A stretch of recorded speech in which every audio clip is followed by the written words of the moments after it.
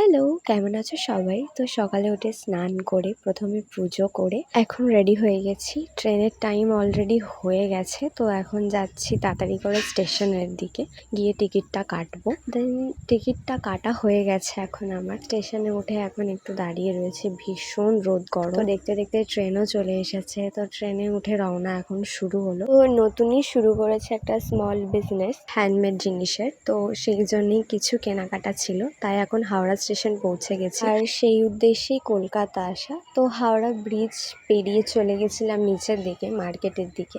দেন ভীষণ খিদে পেয়েছিল আর গরমও প্রচুর ছিল, তাই একটু ব্রেকফাস্ট করেছিলাম হালকা করে। দেন তারপরে আমার মার্কেটে যা সব কেনার ছিল ভীষণ এক্সপ্লোর করেছিলাম, কারণ প্রচুর জিনিস জানার ছিল আমার। তো মোটামুটি যা কেনাকাটার করার সেগুলো করে নিয়ে আমরা অনেক এক্সপ্লোর করেছি এদিক ওদিক আরও বেশি। দুপুরের দিকে ভেবেছিলাম একটু হালকাভাবেই লাঞ্চটা করব।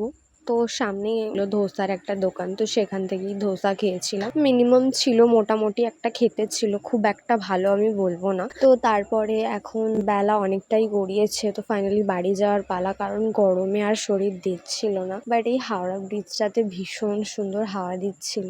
তো এখন ট্রেনেও উঠে পড়েছি, তো যাচ্ছি বাড়ির দিকে। দেখা হচ্ছে আবার পরের ভিডিওতে। Thanks for watching. Radhe Radhe.